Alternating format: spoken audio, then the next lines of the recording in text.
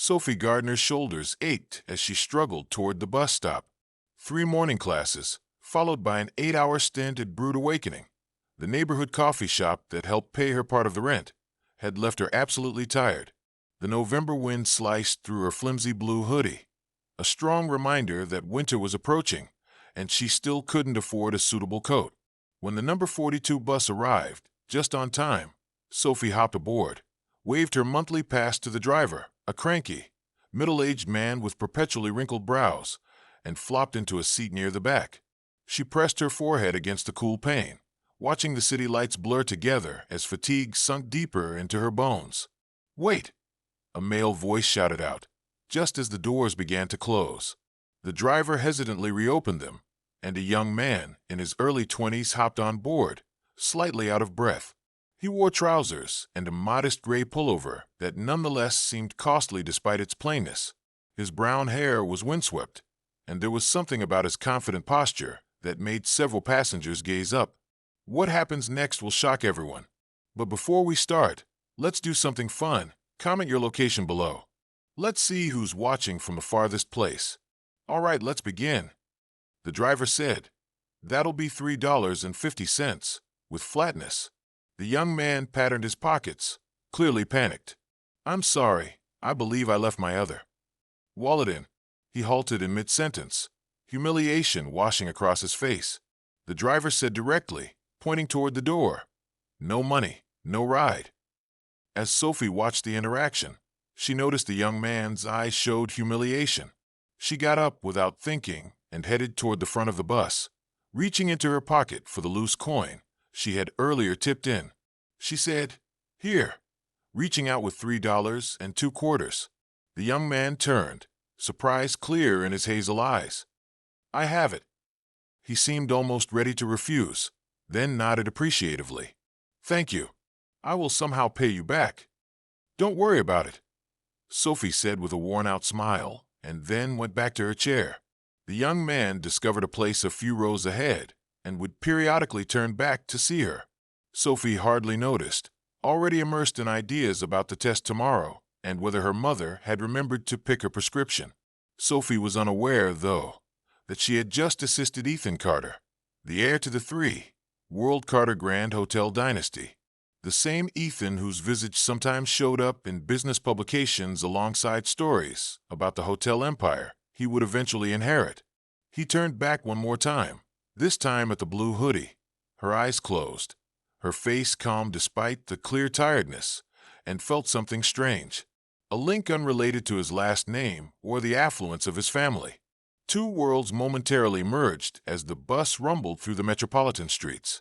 Their worlds crossed briefly, neither knowing that this little incident would set off a chain reaction. With trained efficiency, Sophie's fingers sped over the espresso machine, heating milk, grinding beans, and pouring flawless Rosetta patterns. 2 years of Brood Awakening had made it natural after all. With a queue of caffeine-starved patrons reaching to the door, the morning rush was fully underway. She said, "Grande caramel latte with almond milk," slid the cup across the counter without turning around. A familiar voice said, "Thanks." Sophie raised her head and froze. Beside her stood the young man from the bus, the one she had assisted yesterday.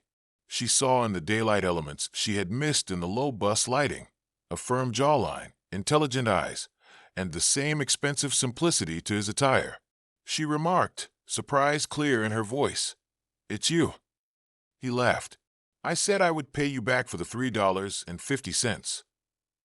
You didn't have to travel all this distance. Maybe I wanted good coffee too," he said, a cheeky glitter in his eyes. He then said, "I'm Ethan." She responded automatically. Then her colleague Lisa pushed her desperately. "6 people are waiting on drinks," Lisa snarled. "Right, sorry." Sophie looked at Ethan once more. "I must, of course," he answered, tossing a $5 note into the tip jar. "Thanks once more." Something that seemed quite traditional. Sophie watched him select a table by the window and bring out a book instead of a phone. She saw him peering up sometimes during her shift. Before both would turn away, their eyes would cross momentarily. When the surge at last stopped, Sophie reached for a rag and started cleaning surrounding tables. She asked Ethan's table. So, do you make a habit of forgetting your wallet? He laughed as he closed his book. Not generally. Yesterday was odd. How so? Let's just say I'm experimenting with my life differently. Sophie arched an eyebrow. Mysterious. Not purposefully. His look became sincere. I really returned since. He looked back. This might sound unusual, but you're the first person who has done something nice for me without expectations. Confused by his fury, Sophie remarked, It was just bus fare. Still, I want to thank you appropriately. Perhaps coffee another time when you're not working? Sophie examined him in search of his motives. He was not saying something, yet his eyes appeared sincere. I hardly know you at all. That is the purpose of coffee, not otherwise. To develop a rapport with someone. Her manager from behind the counter called before she could respond. Sophie pivoted back. I work here most mornings, Ethan added hurriedly. Consider this. Hesitantly nodding, Sophie went back to work. She kept looking at the area where he had sat throughout the day, now occupied by a student wearing headphones. She told herself it was absurd to be let down when he missed the next day, but she couldn't help but smile when he showed up the following morning and casually asked how she was doing and ordered a black coffee. Her day was going nicely, but inside her chest something warm flashed to life, a sensation she hadn't felt in quite a long time. Though Sophie had no clue just how convoluted that routine would get, what had begun as happenstance was fast turning into habit. Sophie responded, swirling her latte. So let me get this straight. You just decided to start over by quitting your corporate job. Their fifth coffee meeting in 2 weeks came first. Ethan sat across from her at a little table in the rear corner of Brood Awakening after her shift finished this time. His face was reflective. Something like that, he said. The family business, it just didn't fit me. Understanding more than he knew, Sophie nodded. That was how my dad behaved. His entire life was scheduled for me, college, law school, then employment with his company. He stopped spending money when I selected art history instead. She shrugged, attempting to present it as less unpleasant than it actually was. Have not spoken to him in 3 years. Ethan slanted forward, eyes full of worry. That's difficult. Why then do you put so many hours here? That and supporting Mom with her rent. She has health problems. Sophie startled herself with her honesty.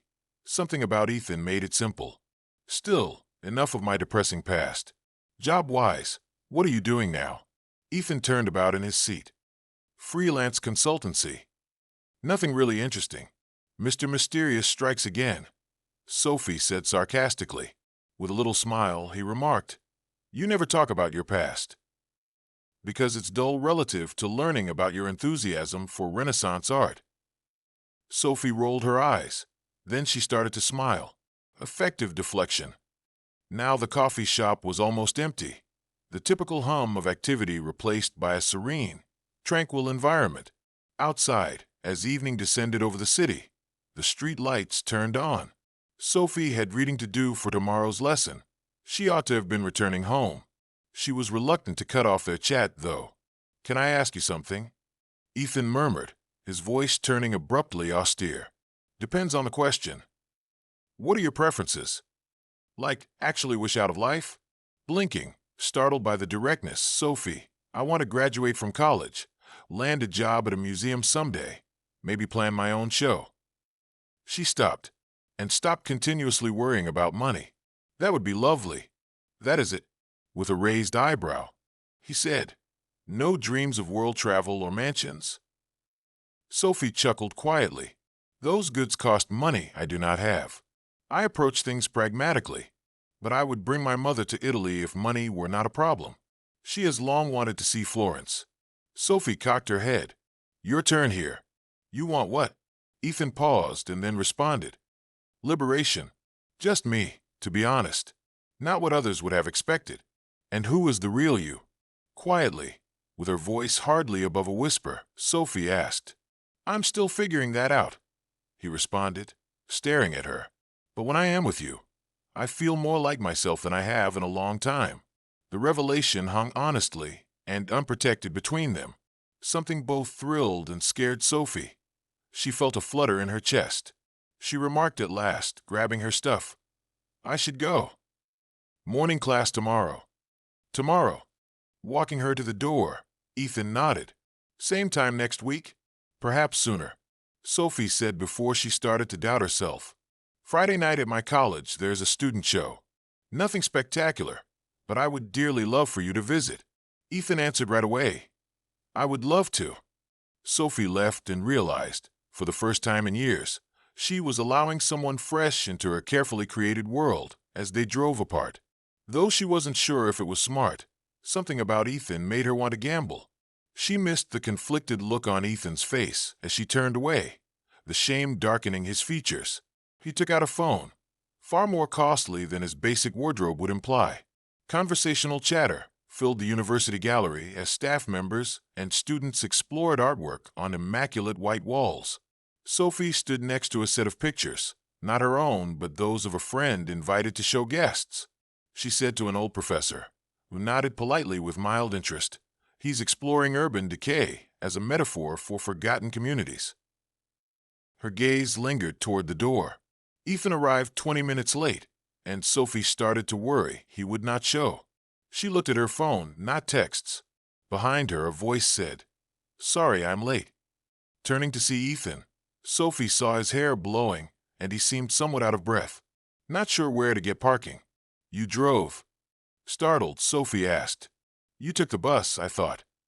Ethan hurriedly said, I borrowed a friend's automobile. This exhibit has great meaning for you. Sophie grinned and let her mistrust wane. I appreciate you coming. Allow me to take you about. Sophie started to see a few items that didn't quite fit as they strolled through the exhibition. Ethan continued trying to hide his basic watch beneath his sleeve, which seemed oddly like the fancy brand she had seen in magazine adverts. For someone with a supposedly conventional corporate background, his artistic understanding was shockingly profound. And when he answered a call, he moved aside to talk softly, then came back with tightness around his eyes. Everything is fine. Sophie inquiry. Just work, he said, his voice cut off. Apologized about that. Later, Sophie plucked her bravery as they stood before an arresting abstract picture. Ethan, might I ask you something? Of course, he said. Who are you actually? I sometimes feel as though you are hiding something. Ethan stood stiffly. What would you mean? Sophie waved a weak motion. That watch you're sporting. More than the tuition for one semester. For someone who attended only one art history class in college, you know far too much about 16th century Italian masters. And you switch the topic if I inquire about your family or residence. His voice tense. I told you I worked in a corporation, he continued. Which company? Pressing Sophie pressed. Ethan ran a hand through his hair, his face guarded. It's convoluted. Sophie was not going to back down. Try me, please. He hesitated, then offered the watch to her by sliding it off his wrist. That was grandfather's, a family heirloom. Though Sophie wanted to believe him, something about the whole matter seemed strange. In Sophie's often demanding life, the last several weeks with Ethan had been the brightest highlight.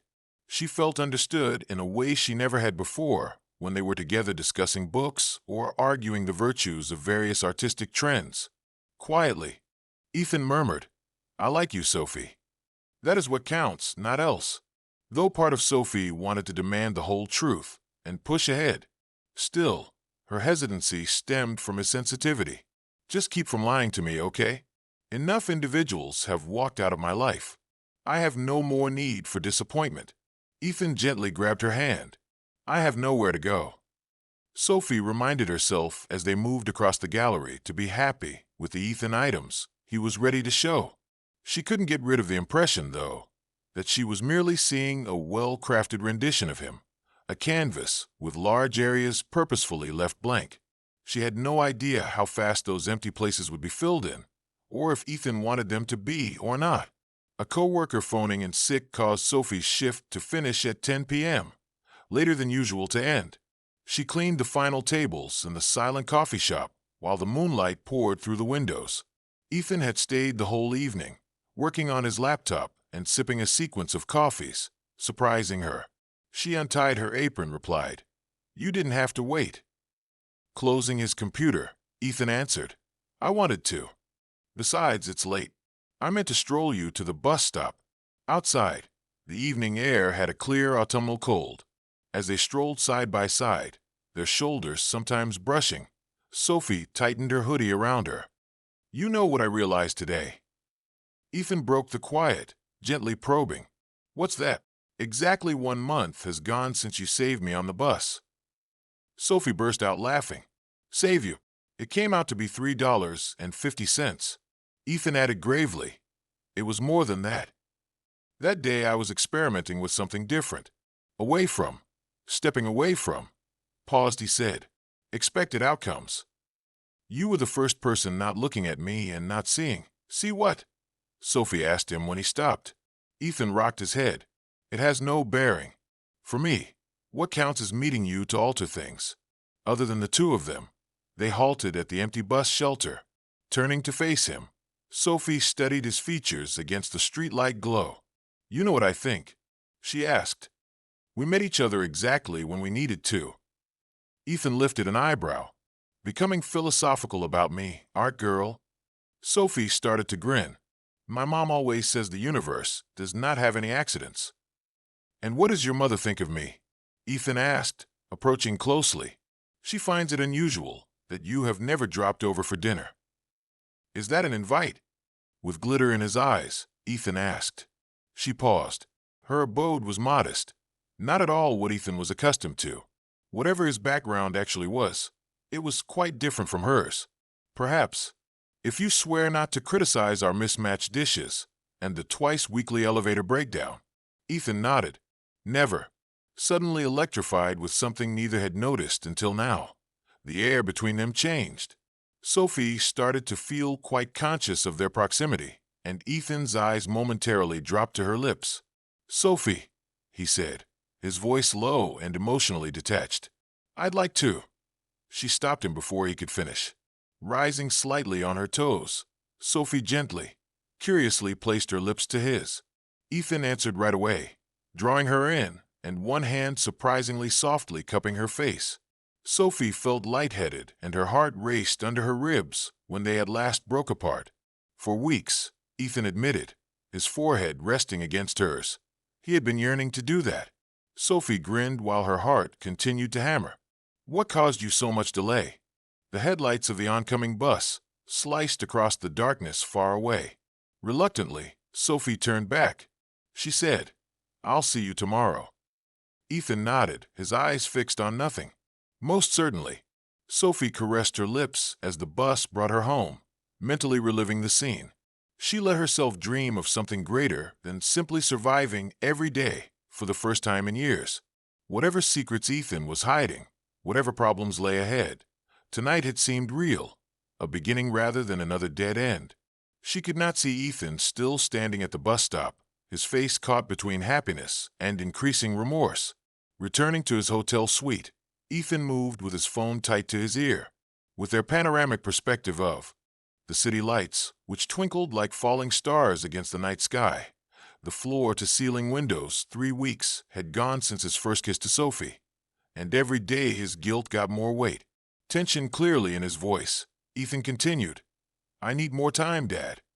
One can wait for the Singapore project. Richard Carter's clipped voice revealed his irritation as he said, Nothing can wait in this business. You have been finding yourself for about 2 months now. The board probes. Ethan snipped. I'm not finding myself. I'm learning how actual people live. The laugh of his father was chilly. Playing poor will not help you be a better CEO, son. You will become sensitive from it. Ethan looked at his watch, the identical one Sophie had seen. He was going to see her for dinner at her flat 30 minutes later. He had agreed at last to see her mother. I have to go, Ethan stated sharply. This is regarding that girl, isn't it? Richard's voice got sharper. The person working in the coffee shop. Her mention came from my investigator. Ethan tightened his hold on his phone. You had me under your direction? I guard my investments, Richard said dismissively. Whether you like it or not, you are the future of Carter Hotels. Ethan looked at his reflection in the bathroom mirror after cutting off the call. Who's fooling what he was trying to do? to spend time with a woman who valued integrity above all else. He left this luxury suite every morning, changed into ordinary clothing in a public bathroom, and passed for someone else. His imagination kept Sophie's voice. Just don't lie to me. But he did. Every single day. Sophie's little apartment smelled like cooked lasagna as her mother, Maria, went slowly about the kitchen, her cane tapping gently on the linoleum floor. Maria said, looking at the old clock on the wall, "He's late." Sophie changed the mismatched plates on their small dining table. "Mom, only 10 minutes will pass. He is going to be here." As if called by her confidence, the door knocked. Sophie took a long breath before opening her dress, a thrift shop discovery she had spent hours perfecting. She smoothed it down, clutching a bouquet of lilies and a bottle of wine Sophie thought cost more than her weekly shopping budget. Ethan stood in the corridor. "I'm late," he murmured, his eyes expressing more regret than his words. Work call lasted a long time. With a smile, Sophie took the flowers. "Come in. Mom has been wanting to see you." Dinner went well. Maria told embarrassing tales from Sophie's childhood, while Ethan delighted them both with his sincere curiosity and polite inquiries about Maria's life before her sickness. "So, Ethan," Maria said as they cleaned up dessert, "Sophie reports to me you are in consultation.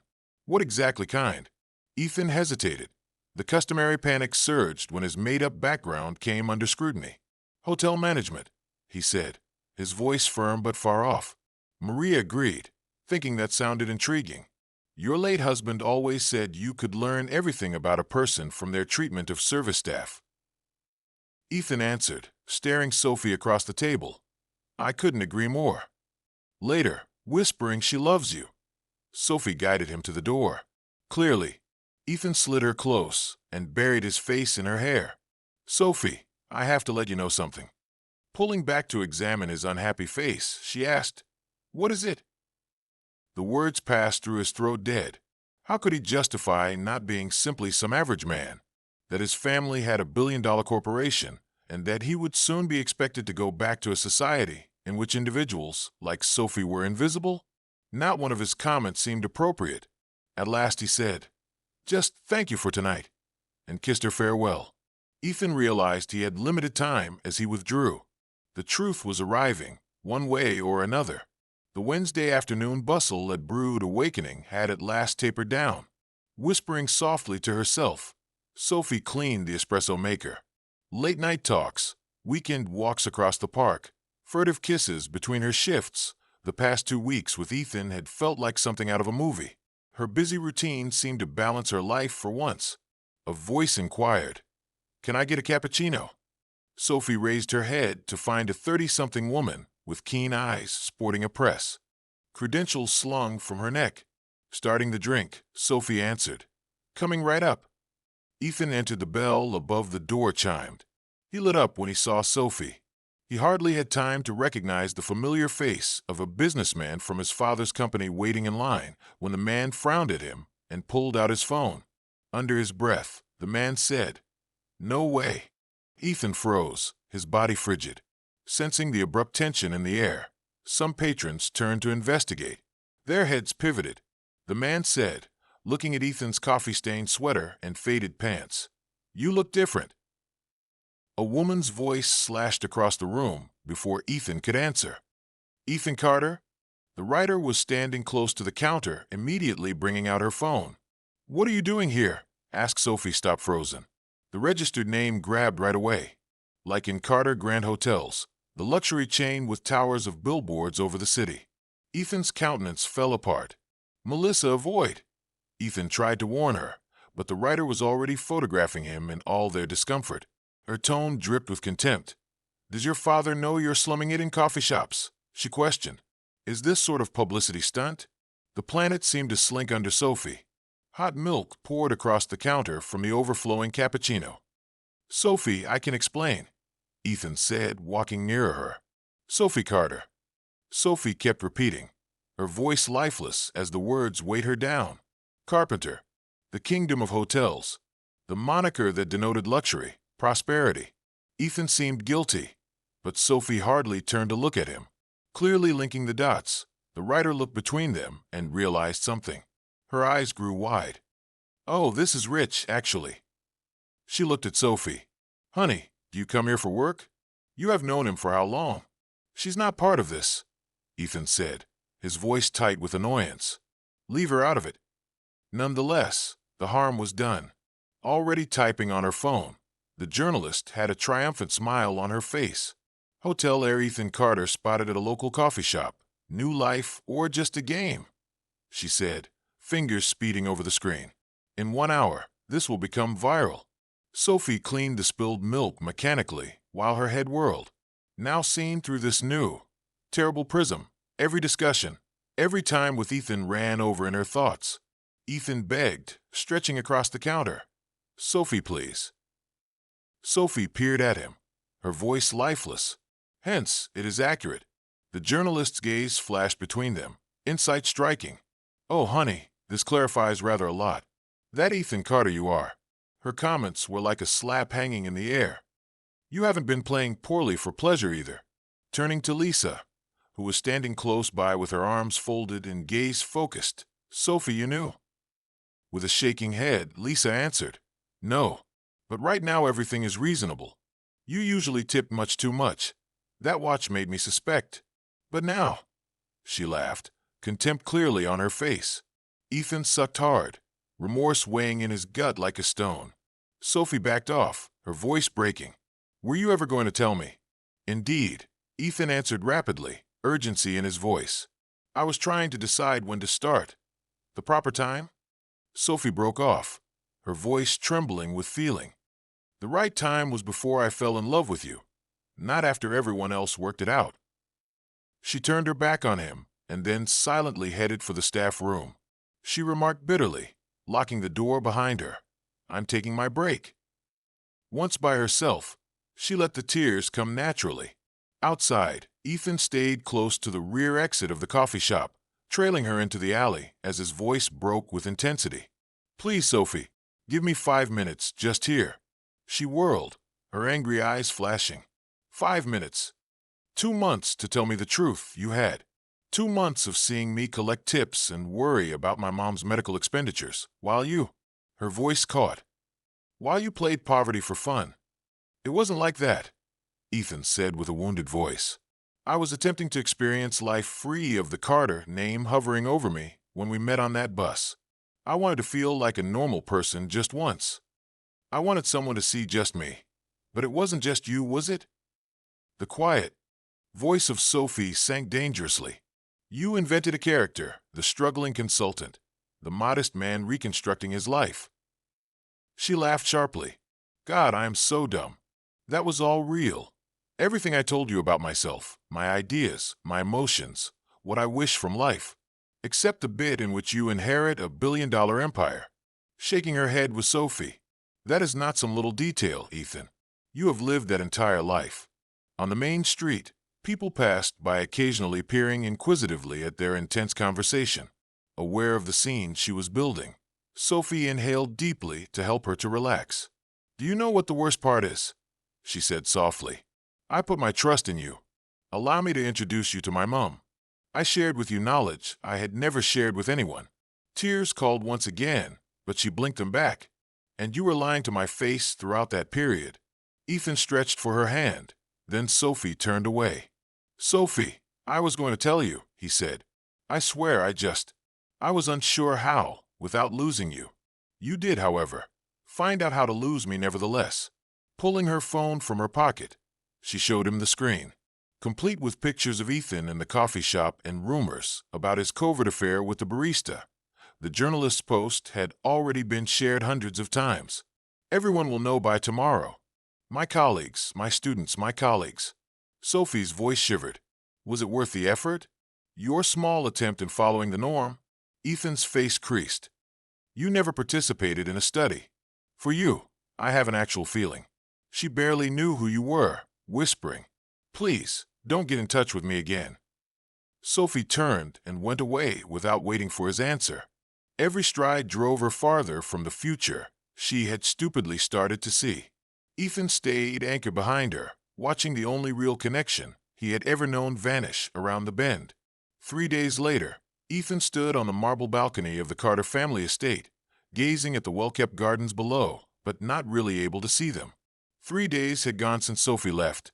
3 days of unmet texts and calls delivered directly to voicemail. He had never felt anything like the emptiness he did now. It wouldn't work, I told you. Ethan's father walked purposefully behind Richard Carter's voice, a glass of scotch in hand, acting at being ordinary. Ethan turned around nowhere. He said, "I wasn't playing at anything." Jaws clenched. Richard AR eyebrows. "Then what would you call leaving your responsibilities to pour coffee and chase after some girl who works for minimum wage?" Ethan added, "Her name is Sophie," and his voice was tight with resentment. Nor was I giving up anything. I was attempting to figure out what our firm really meant to genuine people. Richard laughed, a sound free of warmth. "Real folks. Instead of what? Unreal individuals like us?" Richard said, setting his weathered drink on the balcony railing. "I know you've embarrassed this family. The board meeting is tomorrow. The Singapore development won't wait for your identity crisis to resolve itself." Ethan let out a leisurely breath, trying to remain cool. "I'm not returning, Dad." Richard laid his glass down with a harsh clink. "Oh, you would be absent returning?" "You will, however. Ethan, you are still legally tied to the business. Unless you wish a courtroom struggle over every dollar you have ever spent on your tiny experiment." Ethan's gut got tighter. "You wouldn't do that." Richard's voice sounded icy. "Try me. You are either my son or merely another issue I have to address. Really, did you believe you could just live like every other person? Ethan, you were born at the top. You will benefit more from early acceptance of that." Ethan said, almost to himself, "Sophie saw me. Not the Carter name or the money either. Just me. She has seen all of it now and wants nothing to do with me." Richard answered with a savage attitude. "That is indeed your reality, son. People either desire you for your money, or they resent you for having it. There is not a middle ground." The words came down like actual strikes. Unable to look the gratified glance in his father's eyes, Ethan turned back to face the landscape. "The helicopter leaves for the board meeting at 9 a.m., Richard said, already turning away. "I hope you will be on it, properly groomed and ready to occupy your proper place." Ethan grabbed his phone one last time as the footsteps of his father receded. His thumb hung over Sophie's phone number. Given what he could possibly say now, what would change? Ethan now understood he had to choose his own road, one free from the definition of his father's expectations or Sophie's rejection. Sophie's pencil rushed across the page in quick, angry strokes. Apart from the faint tapping of keyboards and occasional page turning, the library was silent. Since the truth about Ethan burst into her life 3 weeks ago, she had pushed herself into her studies with fresh will. "That doesn't look like Renaissance art to me," said Jen, a classmate looking over at Sophie's sketchbook. Sophie looked down at her drawing, dark, chaotic lines creating a cityscape that felt more like her emotional condition than anything she had studied. "Just cleaning my head," Sophie said, brushing aside the remark. Jen next slid her phone across the table. A business news item showing Carter Air resigns from family business. Shocking board and investors on screen. The heart of Sophie stammered automatically. The formal picture of Ethan in a suit in the article looked nothing like the man she had known. "Is that your coffee shop guy?" asked Jen. "The one who's—" "Yes," Sophie said, cutting off her call and throwing the phone aside. "And I really don't want to discuss it." After her shift later that evening, Sophie struggled to get the weight of the article and the searing agony of what Ethan had kept from her away. She questioned whether she could ever once again trust someone. In their little apartment, the familiar, reassuring odors of home permeated the space as Sophie assisted her mother in cooking dinner. It seemed like a planet apart from billion-dollar decisions and tall buildings. Maria said, stirring the soup on the stove, "You're quiet tonight." Sophie wavered. "Busy day." "Is that the lad?" "Ethan." Sophie dropped the plate. She was carrying almost. "Mom, kindly. Mom, please." Maria persisted unbroken, her voice kind but firm. "Your father wasn't the man you recall exactly. He was nice, idealistic when we met. Money transformed him, not the other way around. "This isn't about Dad," Sophie protested, even though she couldn't completely lose the parallel. For months Ethan had misled her. He was presumably heading home to a penthouse every night, while she battled to make ends meet. For months Ethan lied to me. He was most likely living in a luxury, but he watched me struggle. Maria's voice becomes even more subdued. "Maybe," she answered softly, "or maybe he was struggling in ways you couldn't see." Though Sophie wanted to disagree, remnants of earlier talks with Ethan started to show themselves. His strained look when his phone rang, his remarks about expectations and the struggle for freedom. Has some truth sunk under all the lies? "It doesn't matter anymore," Sophie said squarely and shook her head. "I am still here in mine, while he has returned to his planet, just where I fit in." However, that evening she was working on a term paper and couldn't help but check for further news about Ethan's departure.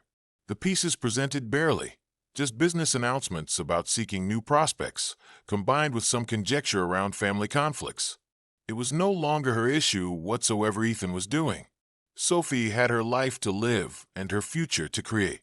Resolved to concentrate on the things she could influence, her education, her employment, and caring for her mother, she closed her laptop with will.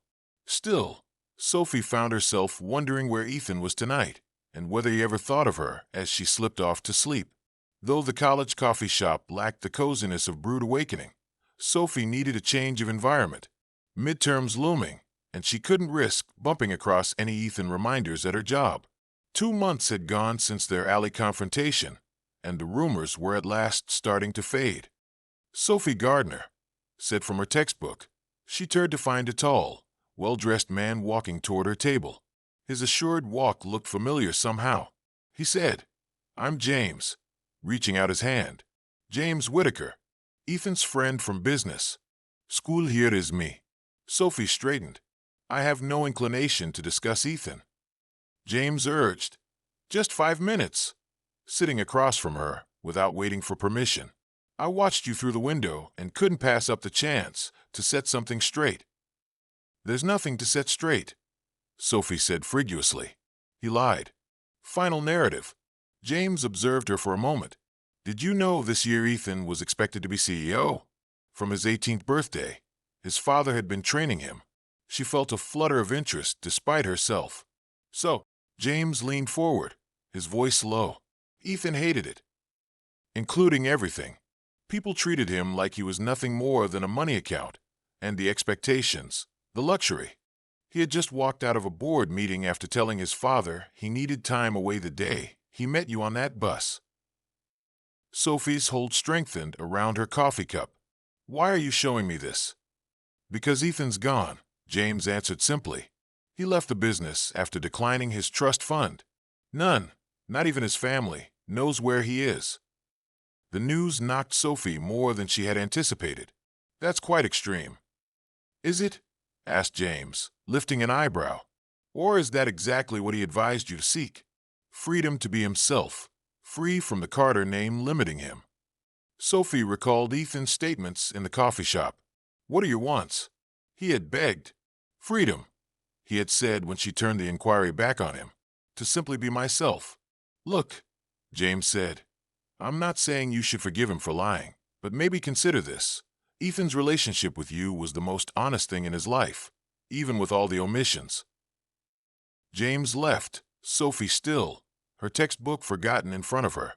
She had been so preoccupied with how Ethan had misled her that she had not given any thought to what their relationship might have meant to him. Sophie passed a newsstand carrying a business magazine on her way home that evening. She found the title, "Carter Hotels Faces Uncertain Future Without Heir Apparent." Interesting. Sophie let herself question, for the first time since their split, if perhaps, just maybe, there was more to Ethan's story than she had been ready to discover. Nestled against the mountains, the Pinewood Lodge has a battered wooden sign softly swinging in the breeze. With their marble flooring and crystal chandeliers, the glistening Carter Grand Hotels were not at all like this location possessed unique character. Peeling paint, creaking floorboards, that cannot be created. Marcus, the 60-year-old proprietor, pointed to a corner of the reception desk and said, "Hey, you missed a spot." Ethan dabbed at his brow, his fingertips still smeared with polish. "Sorry," he said, giving his cloth more varnish. He still wasn't used to receiving orders rather than offering them after 3 weeks, working at the small motel. The compensation hardly covered the basics, and his little room in the staff quarters was hardly the size of his former bathroom. Still, Ethan felt lighter than he had in years. Marcus said, "A leak in cabin 7, laying a toolbox next to Ethan. Think you can manage it?" Ethan would have phoned maintenance 2 months back. Now, he nodded boldly, even though he only knew vaguely how to mend a leaking pipe. Later, soaking but triumphant after conquering the plumbing, Ethan sat on the back porch of the lodge and watched the mountain's gold-painted sunset. His phone, a simple model not the newest smartphone he had carried, buzzed with a text from James. "Today your father declared the incoming CEO. Stock declined 3%. How is mountain life?" Ethan nodded slightly. His father would be outraged by the stock decline, but it was no longer of concern to him. Not one thing about Carter Hotels worried him now. He typed back, "Learning real skills for once, better than imagined." One evening Ethan was on reception duty when a little family checked in. Their small daughter fixed wide-eyed attention on the wall's moose head, whispering, her eyes full of awe, "Is it real?" Leaning over the counter, Ethan said, "Between you and me, if you watched long enough, I think it might wink." The girl laughed, and her parents grumbled thanks. Though it was such a little exchange, it made Ethan happy. These folks gave his last name or bank account little thought. Here he was merely Ethan, the amiable front desk assistant. Ethan took Sophie's picture out of his wallet that evening as moths spun around the porch light. One afternoon in the park, he had taken it capturing her mid-laugh as autumn leaves whirled about her. Sometimes he thought of phoning her to let her know about his new life and to ask for another shot. But what right was his due? Sophie deserved someone who had been honest right from the beginning.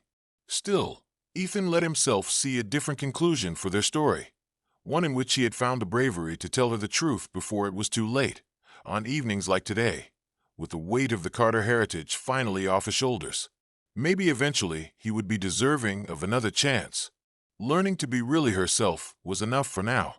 "You should go find him," Lisa said, sliding a just-prepared coffee across the counter to Sophie.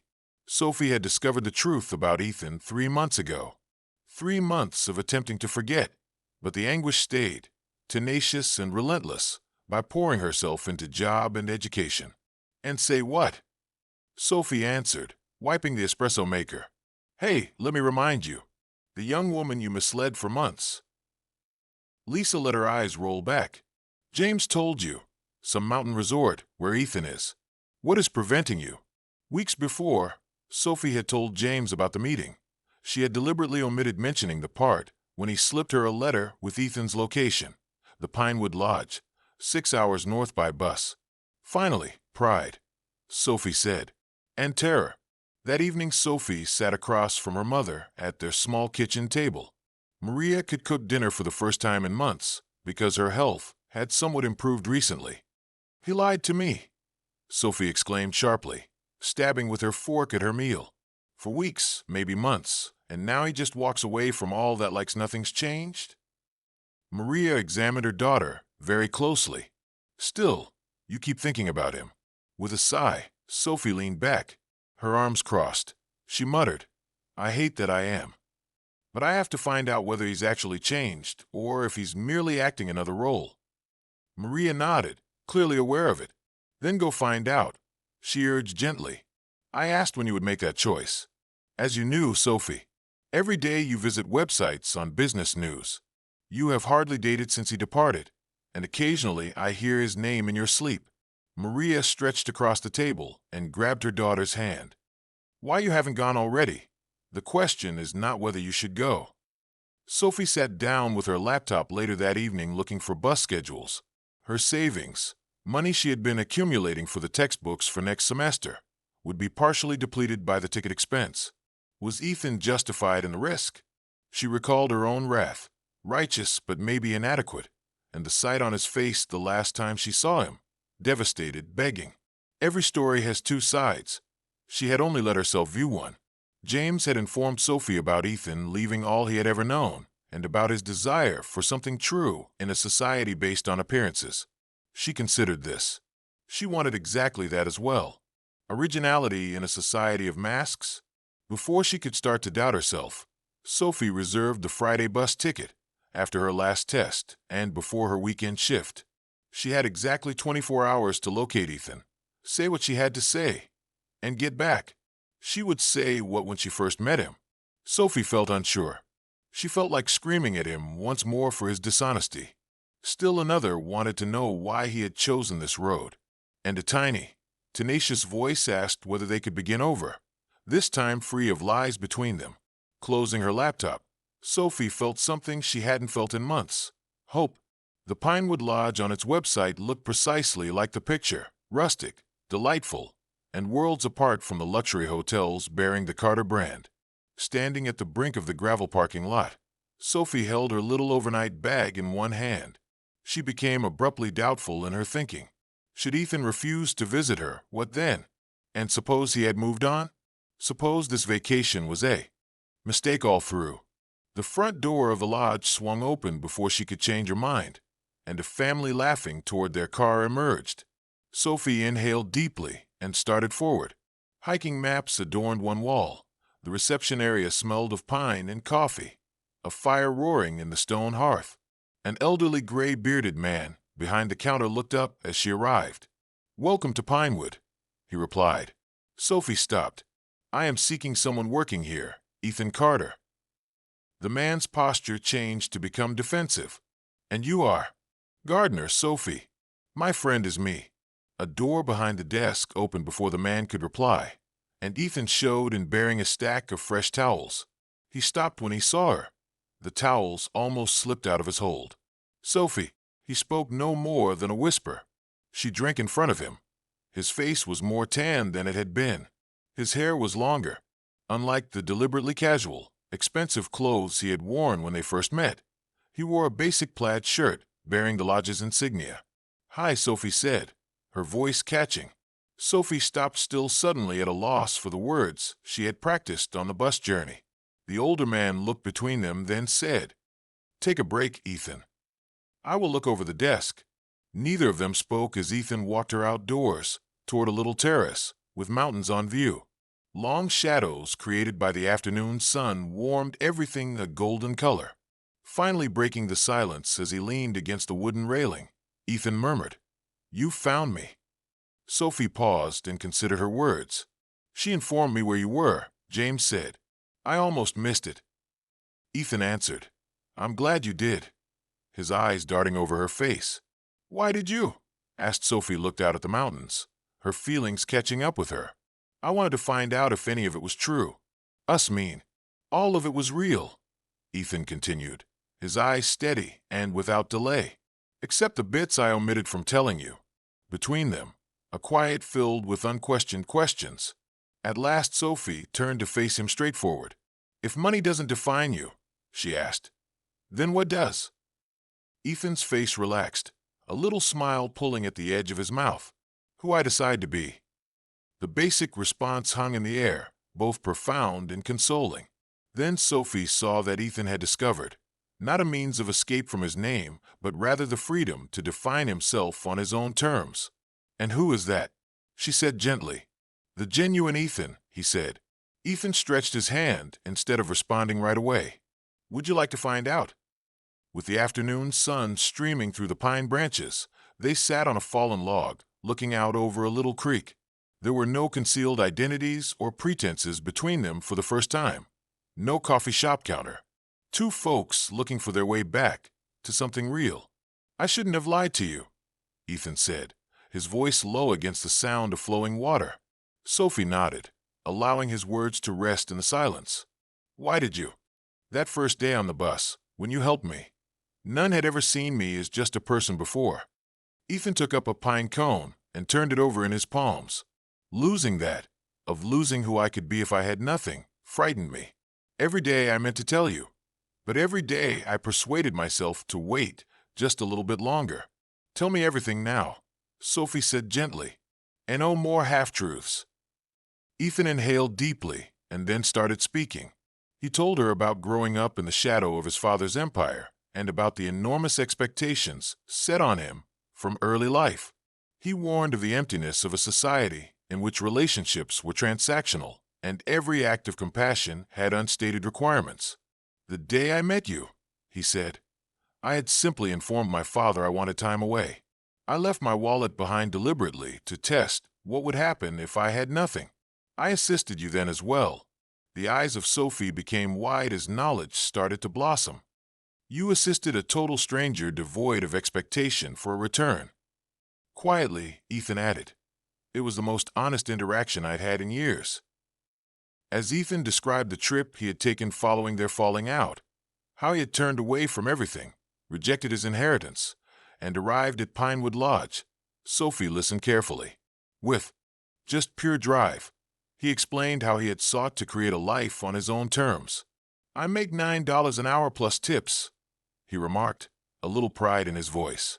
Ethan sighs and massages his weary eyes. "Last week I had to decide between grocery shopping or mending my boots.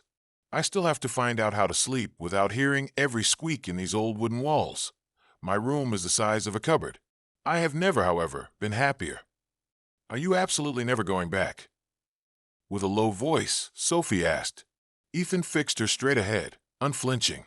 "I know I'll never go back to live a lie. I'm not sure what the future holds." "Not with my folks. Not alongside you." The mountains were painted in orange and pink as the sun started to set. Sophie knew her bus back into the city would depart in a few hours. Time ran out for whatever this reunion was supposed to be. "I arrived here because I needed closure," Sophie said. "But nowadays, I'm not sure what I want." "What makes you afraid?" Ethan asked softly. Breathing deeply, Sophie thought about his comments. "That you changed, but not enough. We still live in distinct worlds. That not enough time exists to regain confidence." Ethan nodded with a real look. "You are correct. Not enough time exists. Though it hurts, the truth between us releases me. This is a basis not known to us previously. Though it is delicate, it is real." Walking back toward the lodge, dusk descended over the mountains.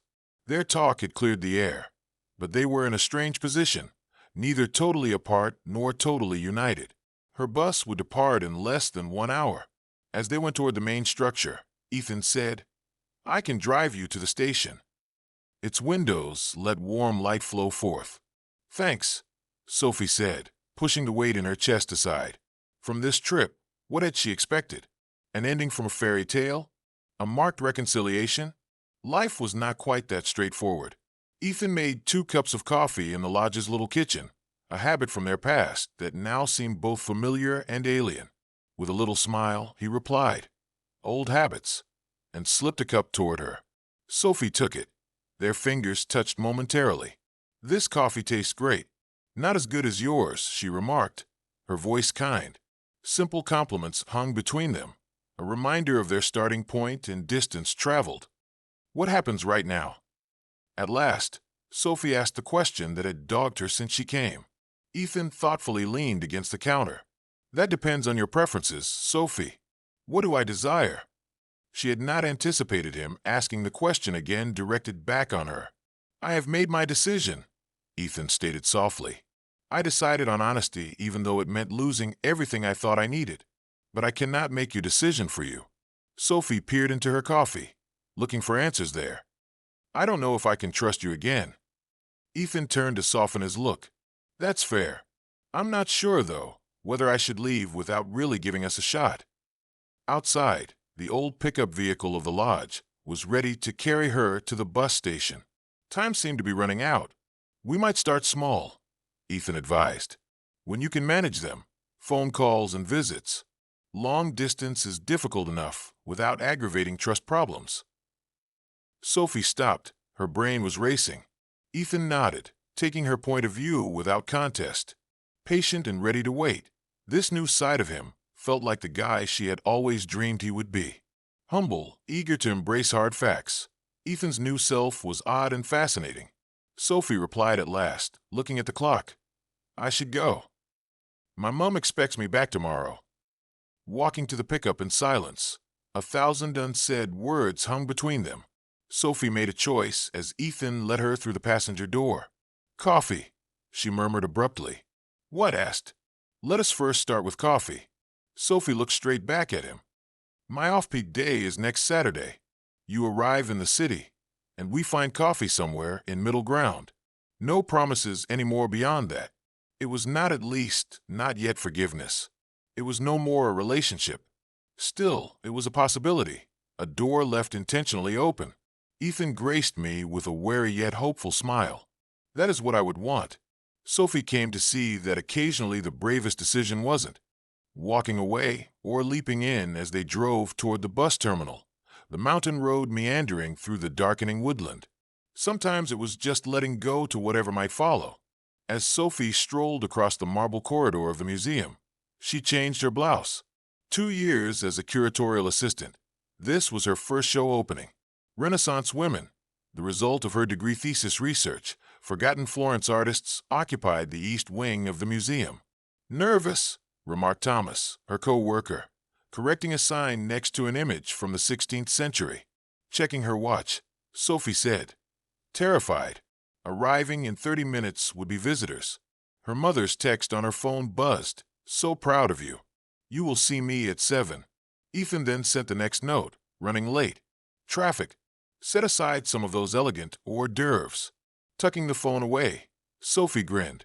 Their way back to one another had not been clear-cut.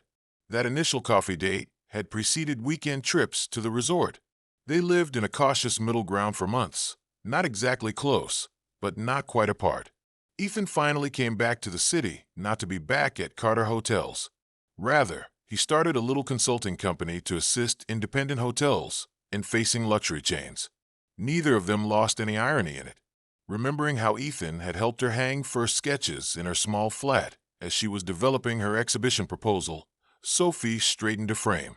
Just as she had helped him to reconcile with elements of his family while preserving his independence. He had been there through rejection letters and final acceptance. Early opening of the museum doors brought in a recognizable person. "I assumed you were caught in traffic." As Ethan came up, Sophie said, "I could have overdone to shock you." He passed her a little wrapped gift. "For your memorable day." Inside was an old silver bookmark with a Renaissance motif carved.